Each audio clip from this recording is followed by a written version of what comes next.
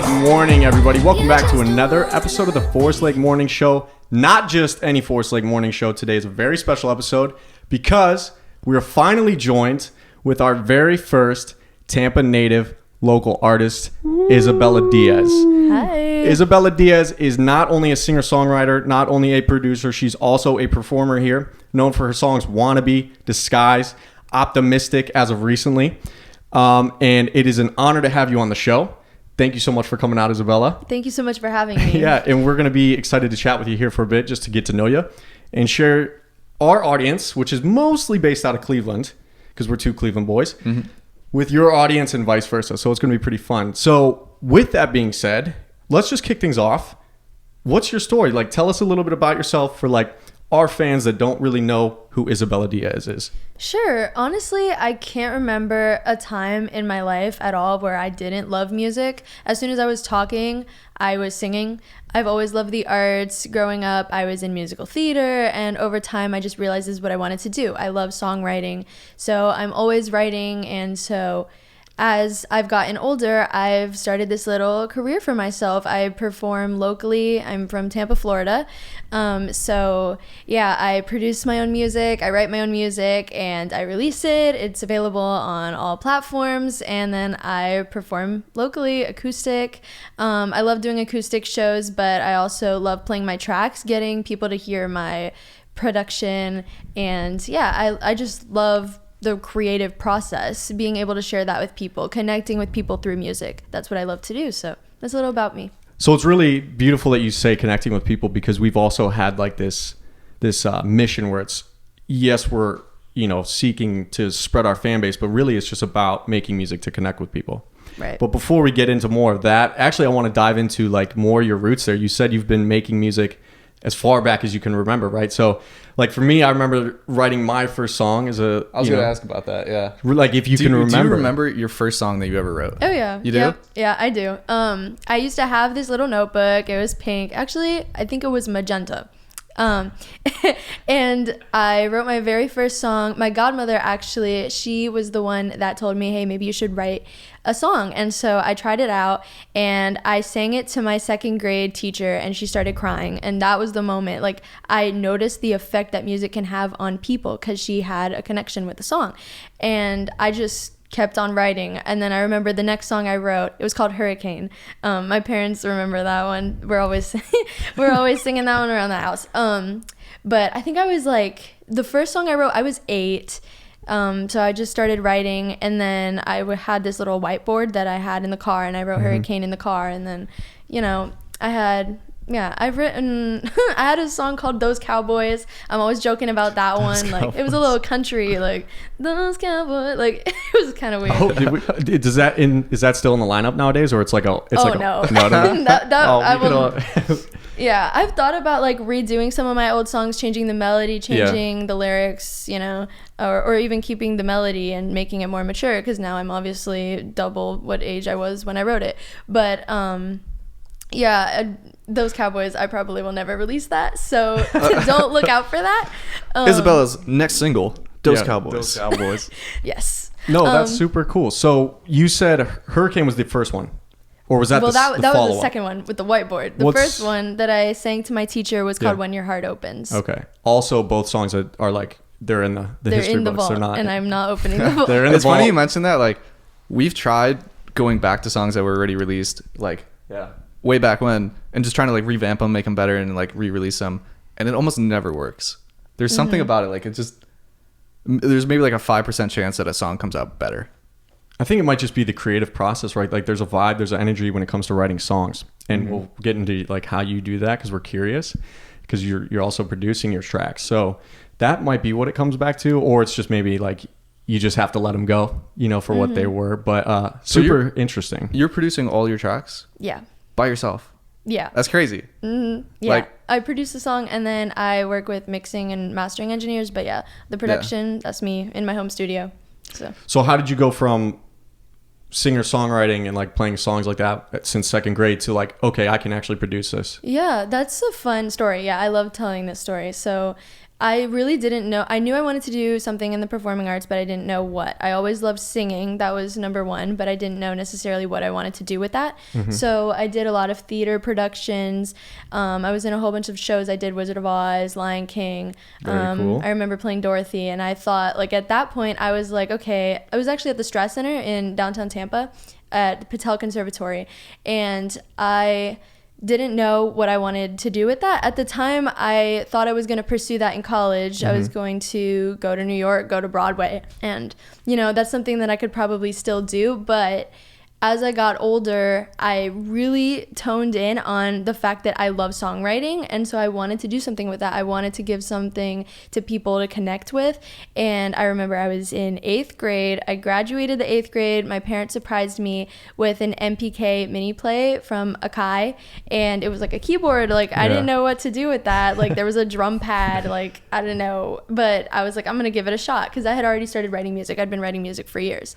And so I kind of just messed around with it. I had my laptop, I had, you know, GarageBand, and I kind of just went for it. And then I remember producing a song that I had already written before, and I had written it that year when I was in 8th grade. And the rest is history. I wrote a song called Beautiful Stranger. I haven't released that one. It's unreleased, but I did perform it one time, and that was pretty recently. But yeah, that was pretty much, I was like traveling. It was the summer. The summer after I graduated 8th grade, that's when I really started getting into production. So I would just take my laptop with me because we were traveling. It was the summertime, and I just kept practicing and practicing until I started getting the hang of it. I started watching YouTube videos. What were you using? Like a digital workstation, just for our music friends out there that know. Was it Logic? Was it Pro Tools? GarageBand, yeah. GarageBand is what you started on. Yeah. You still use GarageBand? No, primarily I work at a Logic Pro. So upgraded. Learning curve. That's a definitely big upgrade. Yeah. Did you have a learning curve with it? Like you said you were practicing.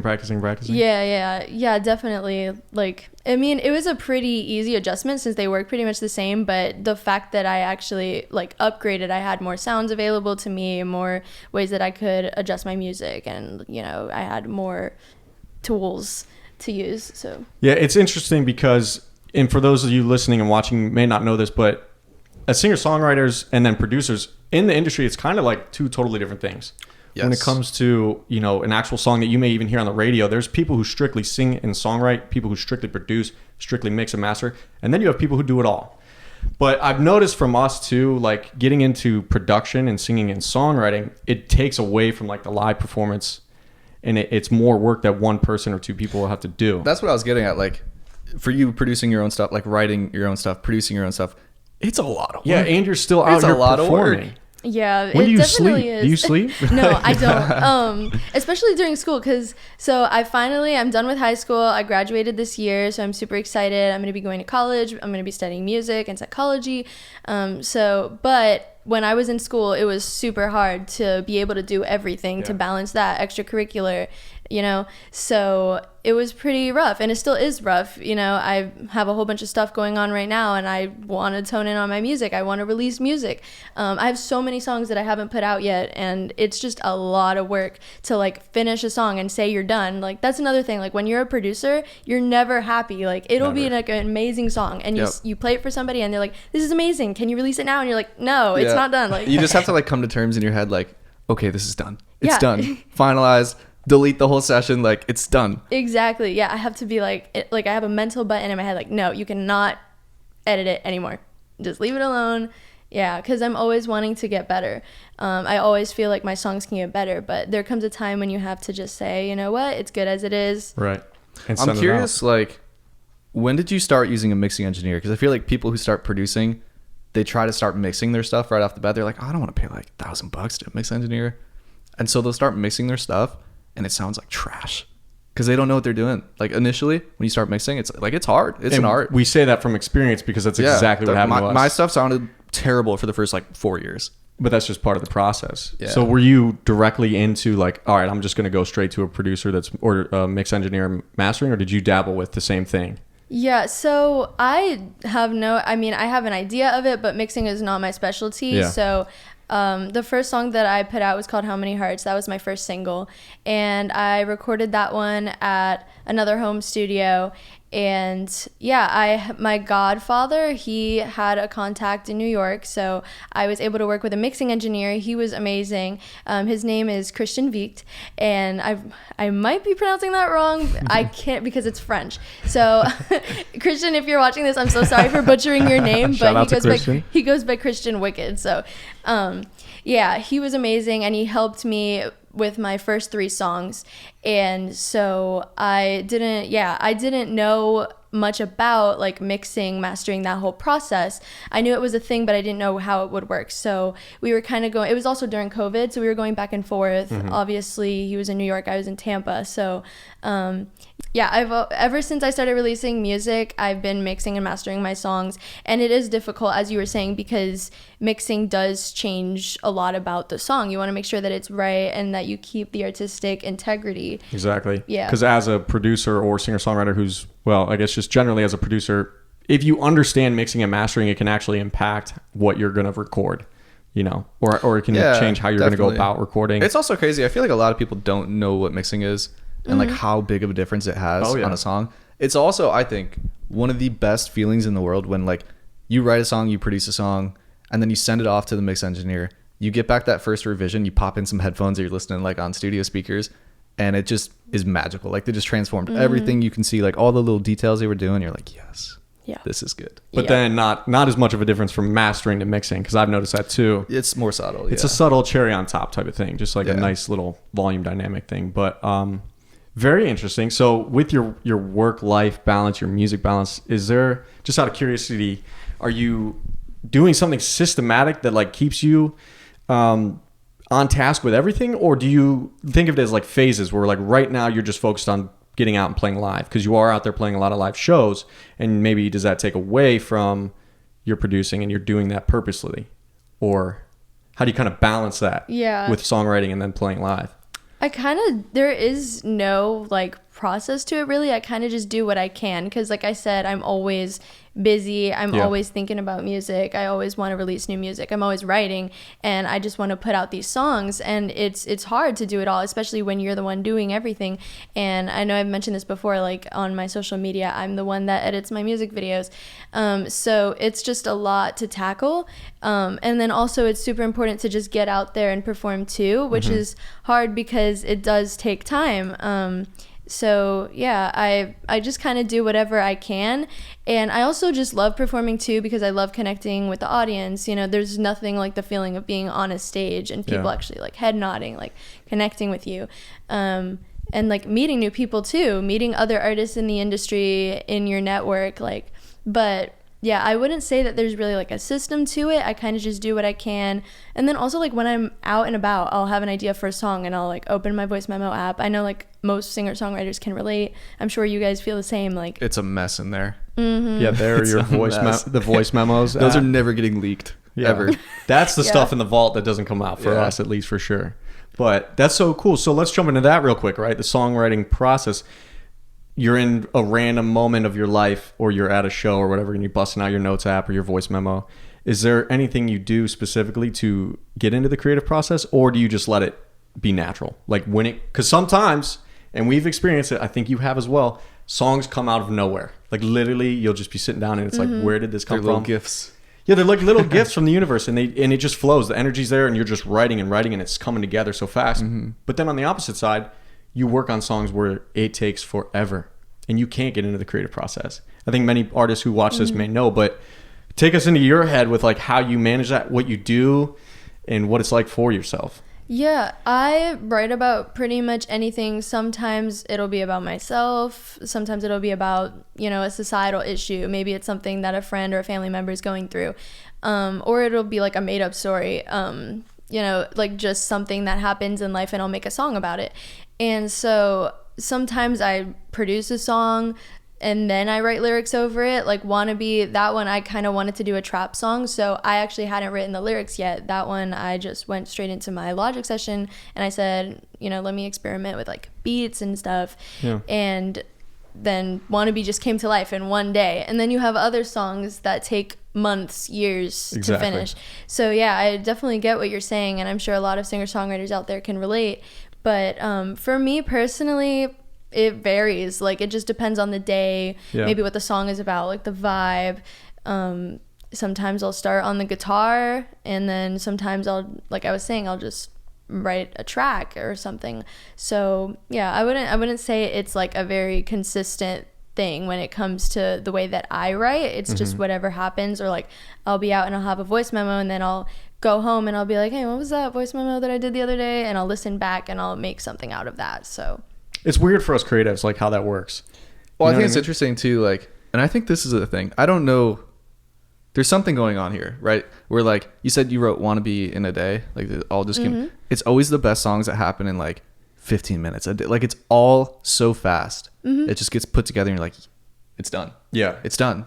And we highlight that that's the best song because that's the first song that we were exposed to of yourself as an artist out of here in Tampa. And actually, we should talk about it real quick. So for the people that don't know, we run the show. We try to have, local artists on is one of our biggest goals, and we're lucky to start right now.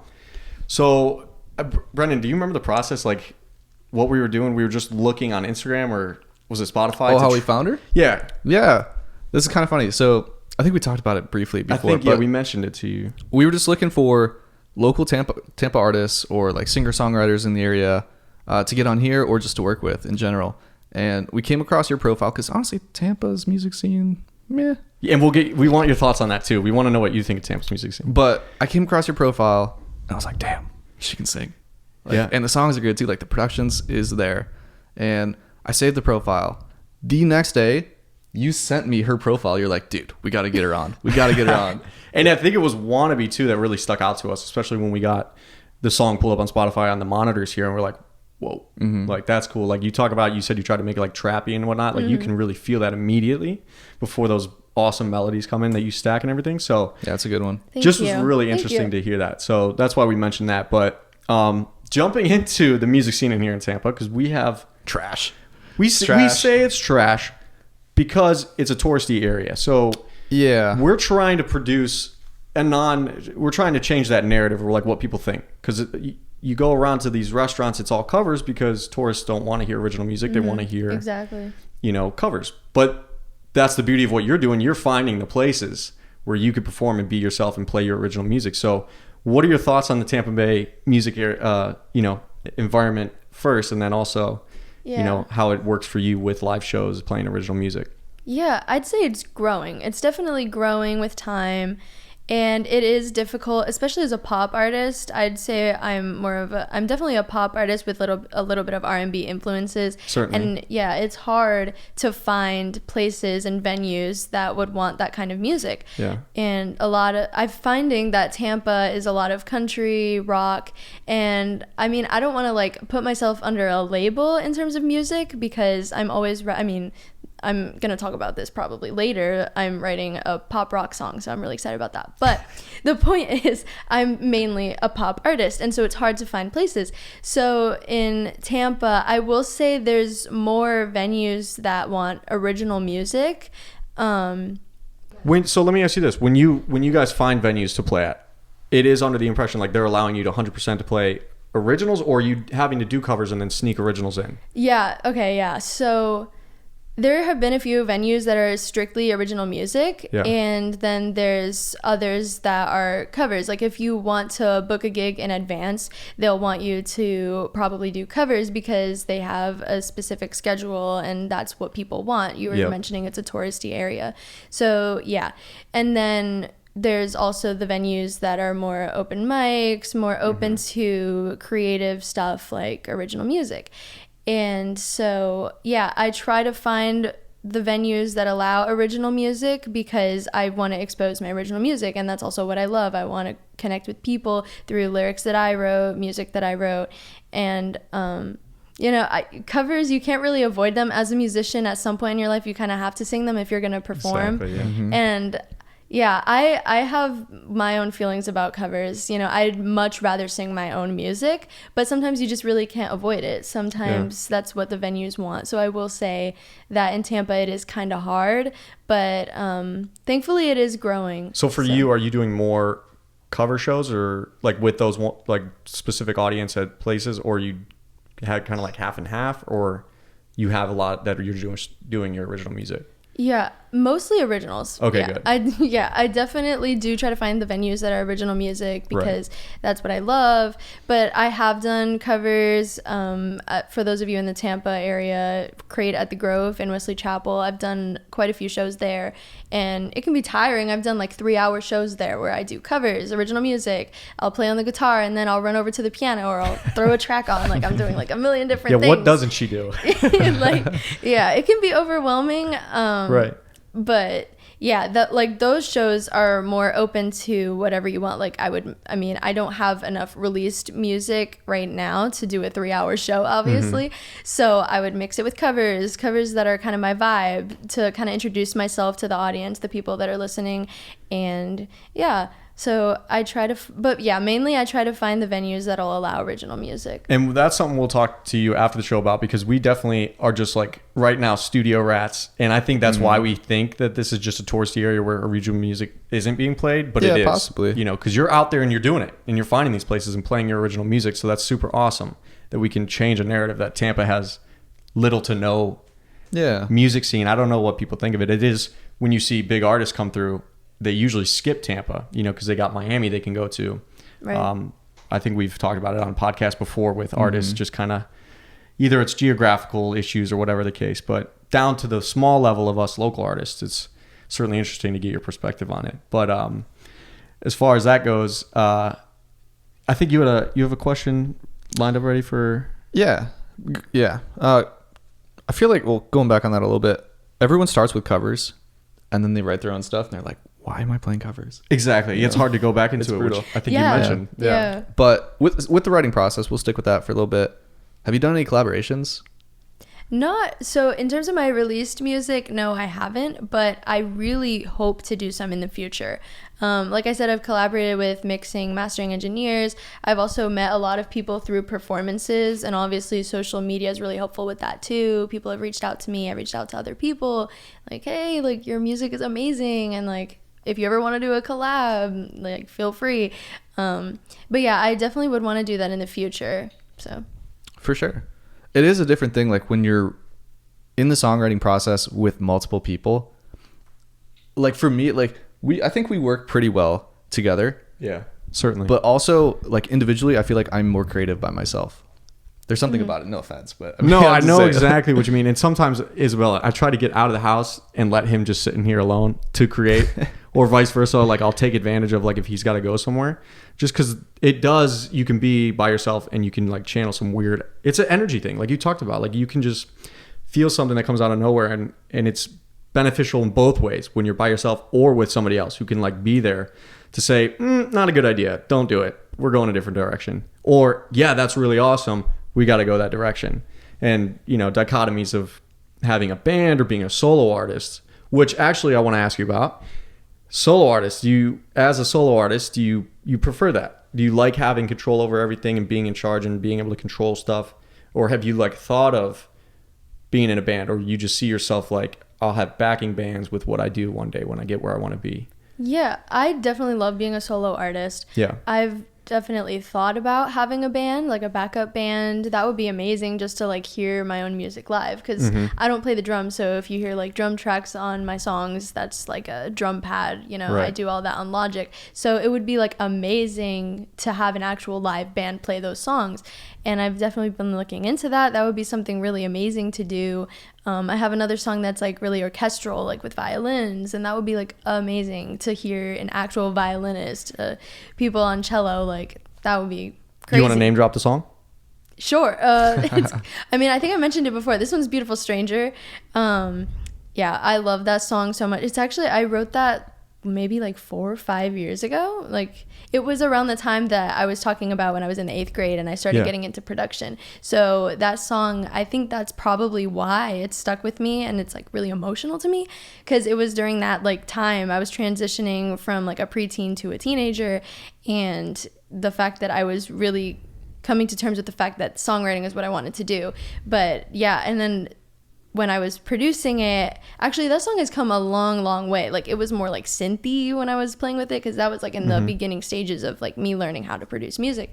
And like we were talking about before, like the evolution of a song over years, this is one of those that wasn't a one day thing. It was like, it's been, I mean, I'm still like working on it, that's why I haven't released it. So yeah, definitely it's got some orchestral stuff. It's really emotional, and you can just like feel the buildup like overall throughout the song. Like it just continues to build and get more emotional. So, and you can hear that.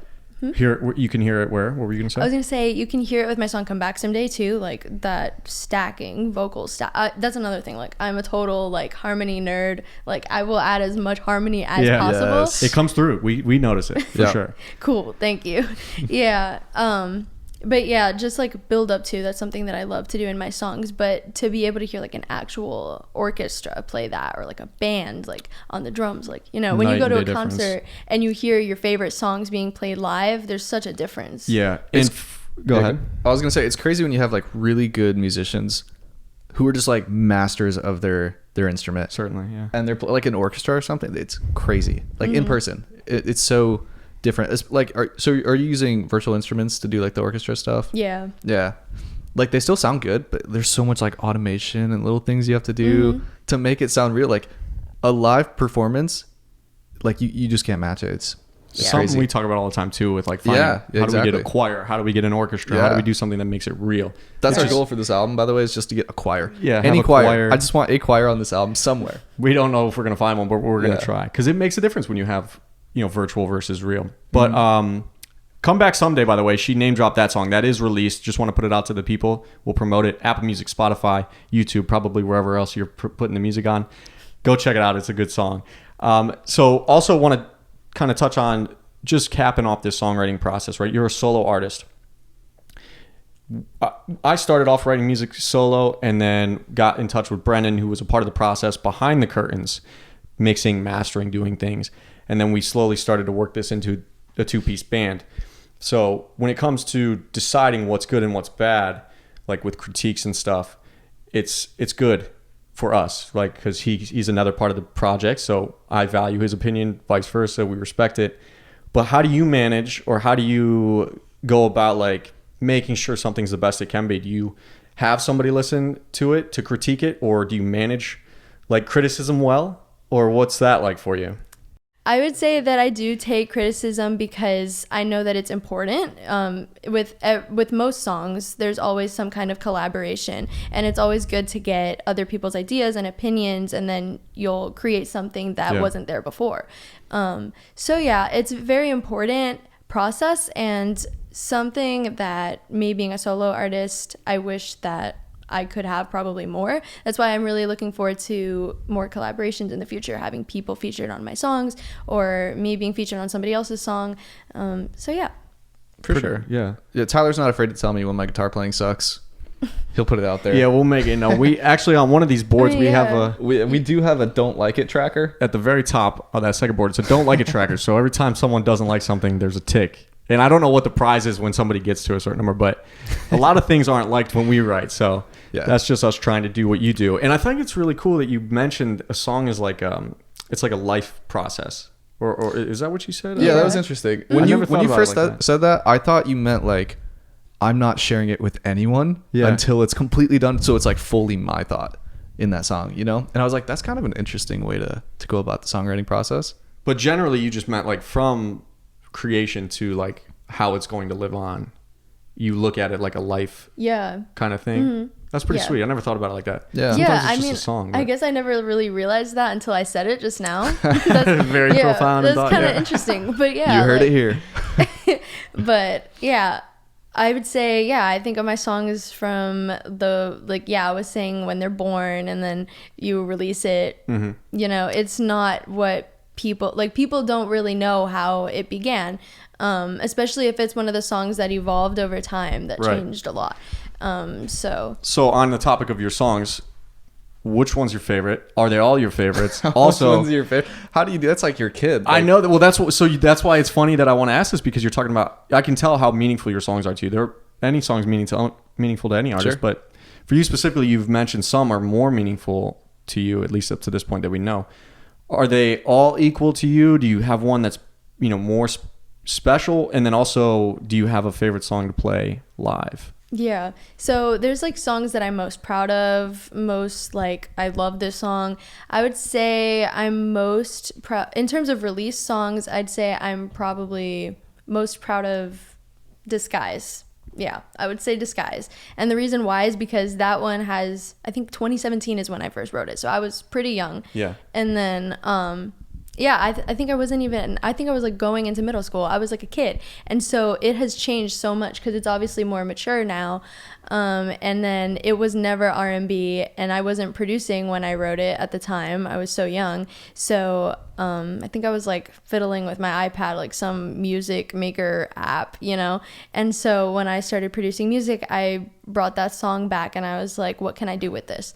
So I'd say I'm most proud of that one because of how far it has come.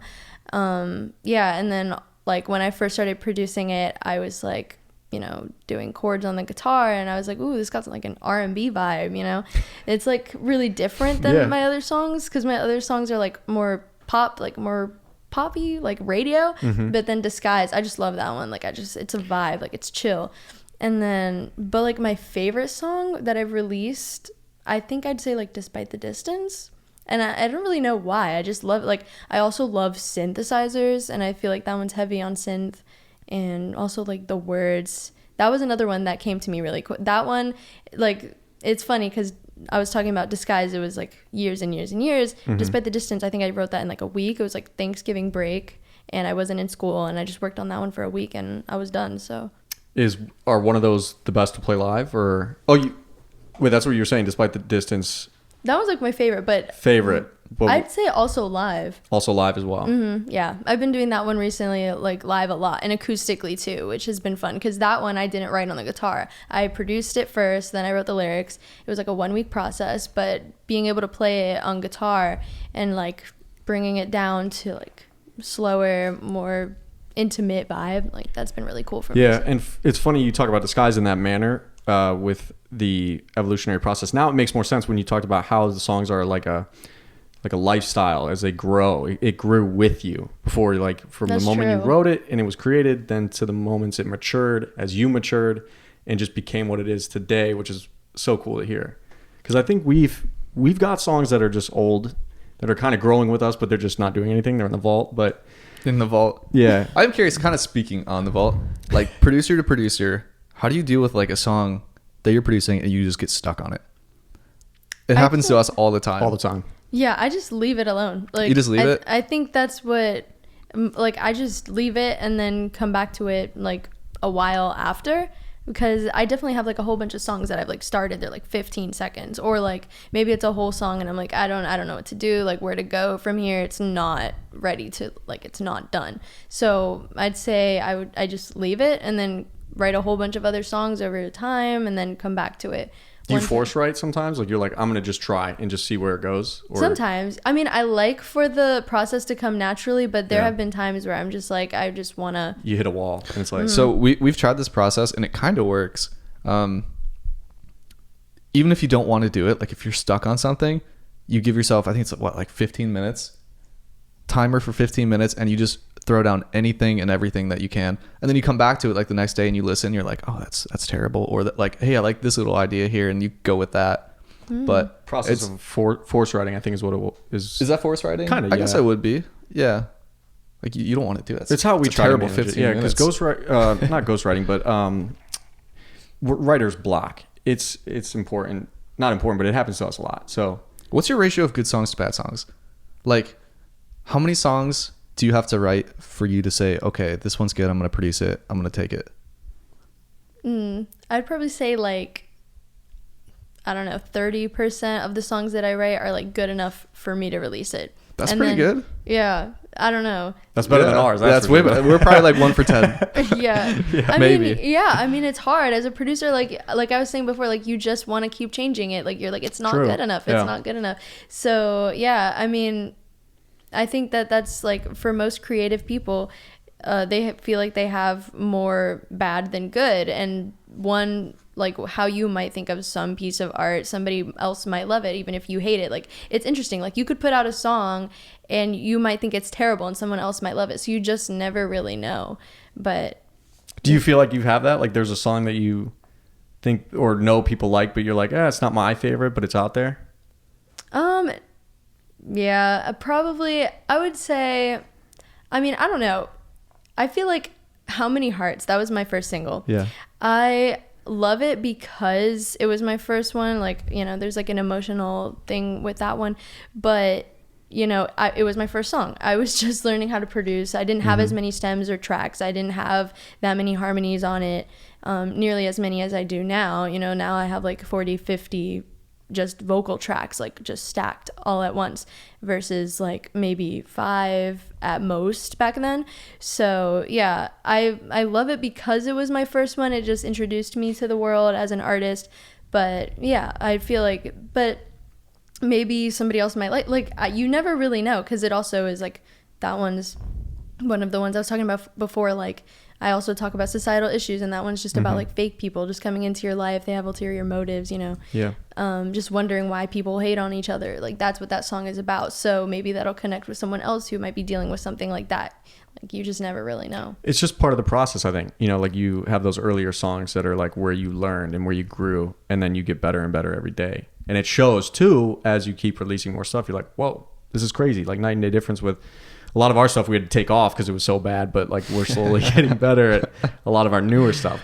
So, all right. So we've talked about the roots of Isabella. We've talked about the current state of Isabella, but like, let's talk about a little bit where Isabella's going in the future, what her goals, aspirations are as an artist, and like, you know, fun stuff like dream venues. Like if you could play one place, any place in the world, you know, kind of what that would be.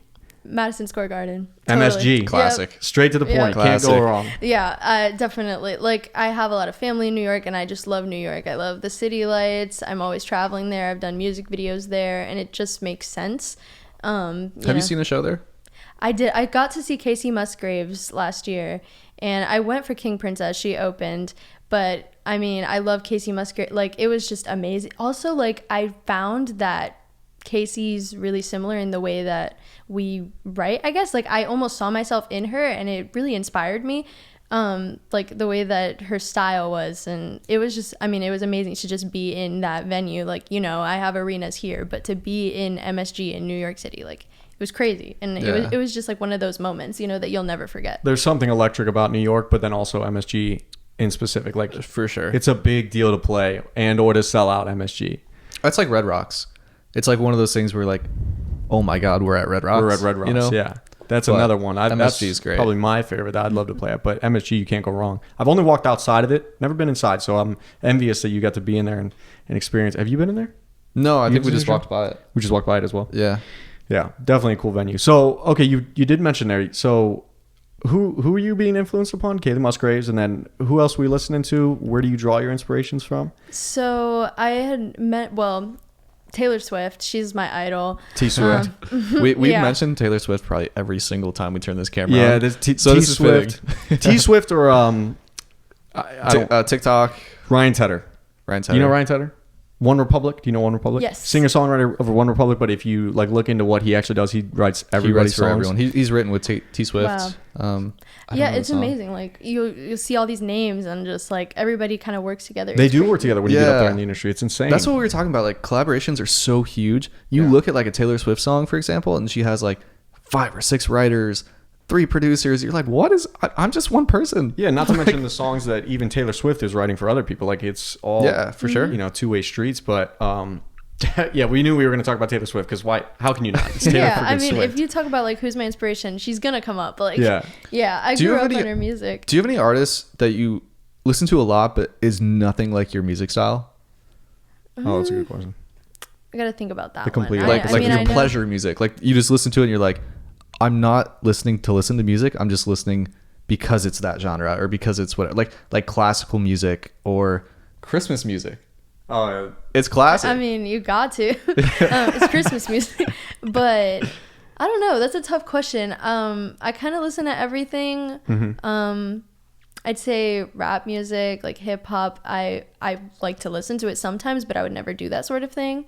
Like Drake, I can't see myself. I mean, it's interesting because I would like use a track, like hip hop sort of track, and then sing over it, but I could never see myself like rapping. I mean, you never know. I don't know. Maybe one day, but yeah. Do you ever listen to something in a song of like a way it's produced and you're like, oh, I'm gonna steal that? That's cool. I mean, yeah, like we all do that. I think we all do. steal. I think we're all like influenced. We're giving away insider secrets over like, here. We gotta be careful. Subconsciously, I think we all like take inspiration from what we listen to. Like it's like drilled in our brains. Like so, yeah. I mean, I say I'm very influenced by Ariana Grande, like that kind of trap pop sort of thing, and she's all got like an R&B thing going on. Her voice is crazy. Yeah, she's insane. It's ridiculous. I wish like but still not as much as Taylor Swift, right? Taylor Swift is number one. Oh yeah. The fact that Ariana writes some stuff too, like she has a big part in her music, but the fact that Taylor, I mean, also like the control she has, she's re-recording all of her albums, like crazy. It's insane, and that's so much. And then she's on tour too, and she's in the studio whenever she's not doing a concert. Like it's crazy. So just like that stamina, like that's so inspirational to me. I also just grew up on her music, like, from the early days. Even when you were young, that's like you were under the early Taylor Swift. Yeah, the country days. Oh, okay. Yeah, this is where what was it? Those Cowboys. Oh, is that where the inspiration came from? It's old T Swift, like the country style. It might actually Did be. it have now a that little I think about it. Country twist. She's like, I'm gonna say it once, and it's never gonna be brought up again. False. You know what? I think that might actually, that might have something to do with it, because I think her Red album, which was Red was right before she like went down the pop road. So that's interesting, because like I was saying before, like I feel like subconsciously we're just inspired, we're influenced by what we listen to. Absolutely. So I would assume it would be already answered to say your dream artist to work with would probably be Taylor Swift. I think so. That would be pretty amazing. That's an easy question to answer there. That's super cool though. I got reminded of this when you said a little while back, like you had like 40 vocal tracks or something on some of these songs, and then you said Ariana Grande, and she has that song God Is a Woman. Crazy song, by the way, but I think it was on Instagram. She released a post just a cappella of that chorus, like 80 vocal tracks just stacked. It's all her. Every single track, like that whole choir that you hear is her. Every single track. It's crazy. Yeah, it's insane. And I know, because it's a lot of work. When I'm in my home studio just recording, like I could just imagine 80 but I mean it sounds amazing, and the fact that like you're building the sound of a chorus with just one voice, like that's so cool to me. It's such a powerful sound too, just like a wall of vocals. It's the best sound. It makes the song 20 times better too. Yeah, certainly with what you're doing, because we've seen it, we've noticed it, like on Wannabe too. It's like we envy that you have such a great voice to do that, because it's such a tool when you can layer it and make it sound like a choir and just be one voice. But okay, so a little bit more into like the future of Isabella. Where are you, like what's like one of the next big things you're trying to do? Is it release an album? Is it play somewhere locally here that you're trying to like grow, or what kind of do you see for yourself happening? Definitely release the album. I keep saying I'm coming out with an album, but you just want to perfect it. Like you just don't know when to say it's done. So I have like a whole bunch of songs that are not released. Like I'm talking like hundreds. Like every day I'm writing. Like I have these ideas every single day. I mean, like everybody, I'll have writer's block here and there, but for the most part, like I'm just constantly filled with ideas. So I just really want to finish this album and finally say, okay, it's done, and put out like a piece of work, a body of work that represents a time of my life. And, like people always ask me the question, why an album? Why not just keep releasing singles? And I'm saying I want to put out something that represents a time of my life, and then move on to like the next time of my life. I don't know. I just like seeing things. I'm doing the same hand gestures as when I was saying like a song is like a life. Like, you know what I'm saying? Like, I don't know. Are one of the singles that are already released going to be on the album? Like, are you going to throw one on there as like because a lot of artists do that, they'll have singles. Yeah, that's the plan. So I don't know, because I have so many songs, so I don't know what's gonna be on the album.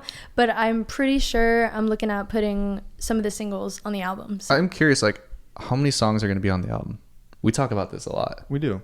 Somewhere do you have an between, idea? Yeah, somewhere between like 8 and 10. Unless I do an EP, it'll be 6 probably. I mean, I'm looking at, like as an artist, I'm sure if you're an artist out there, you relate. If you're creative, you guys probably do too. Like I'll write out different ways, like the track list, the name of the album, like all these different things. So I honestly don't know. Nothing's for certain, but most likely I will have some of the singles that are already out on the album. So are you saying this is like a concept album? Like it's like telling a story, like you're writing out the track list to mean something and there's something behind the artwork. Is that what you were getting at there, or you're... Yeah, I'm hoping to have like a theme sort of thing going on, like build a story. Yeah. Right, to represent this era that you're trying to like close out of and start a new one in, right? Yeah. That's what I kind of thought of. Yeah. We're trying to standardize like albums not being 16 songs, 20 songs. Like Morgan Wallen just came out with what was it, like 30 32 songs, something like that? Yeah. That's insane. Like what?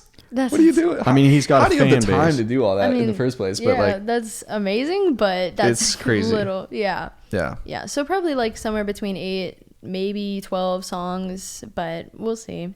Yeah. We just bring it up because attention spans feel like they're getting shorter, or maybe they're just... Yeah, it's true. You have to engage them in a different way just because Sure. of TikTok Well, and social media, but... Also, like when you're producing all your own stuff, it's just like to put out a 16 track album. Oh, that's the other thing too. It's like a Yeah. year and a half, 2 years. Like it's so much work. And it's money and it's time, and you're Yeah. already in school, and you're going into university and all these other things that are going to happen in your life. So it's like, wait, yeah, when do you sleep, right? If you want to get it done. Is this a project that you're looking at to have wrapped up by the end of the year, or we're talking 2024? That's the plan. I want to have the album done by the end of the year. So hopefully by 2024 we could say that it's already out.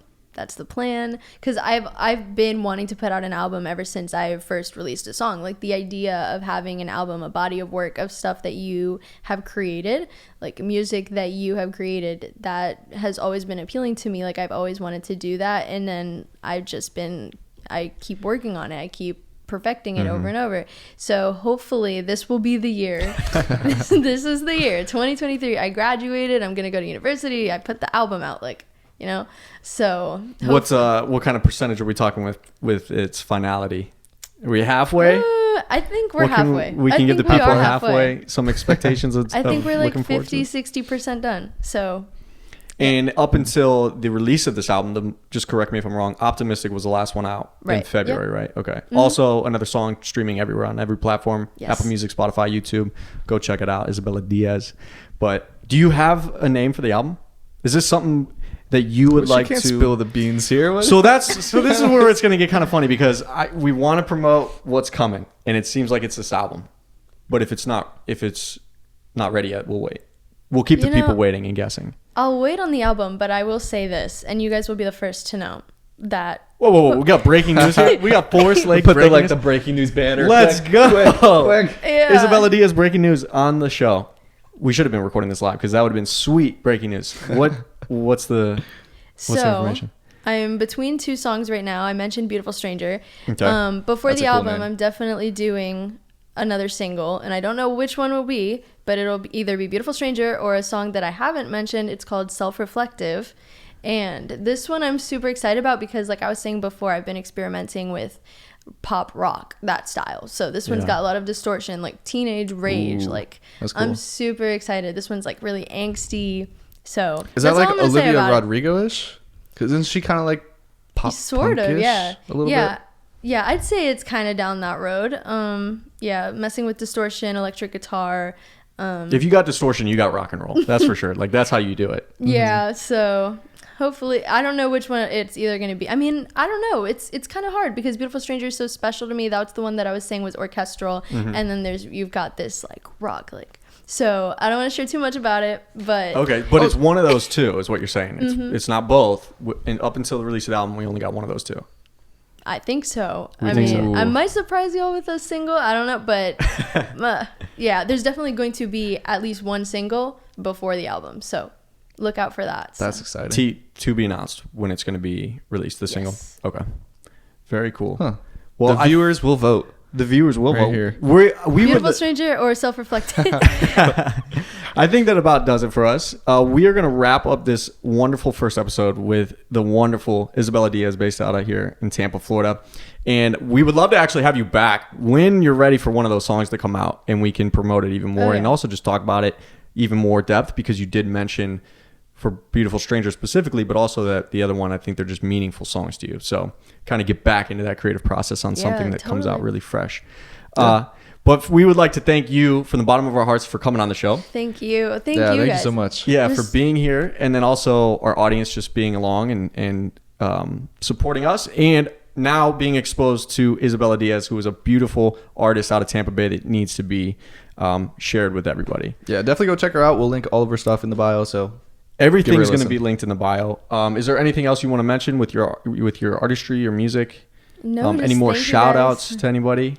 I mean, thank you to my parents. Shout out to them. Shout out to They're the the parents. reason that I do what I do, because I don't know what I would do without them. We're like a team, just us three, me, my mom, my dad. So thank you to them. And thank you so much to you guys just talking music, doing nerdy music stuff. So that nobody understands unless they're creative like us. So it's really a beautiful thing, though, to talk about the art that music is. So thank you so much. Yeah, absolutely. And I'm glad you said that to cap this off, because it is what it's about. It's to connect with you people, the music that we make, and then it's also to connect with each other, the network between us as local artists in Tampa, for sure, right. and just grow this kind of almost start a revolution of the indie artists. Forestlake gets canceled. We're like starting a revolution. I mean that in a very positive way, that we can really grow something with local artistry, because it's a beautiful thing. So with all that being said, thank you again. And from here in the Forestlake Morning Show, my name is Tyler. I'm Brennan. And Isabella Diaz. Hey. peace out, everybody. Have a great day. See you next week. Bye.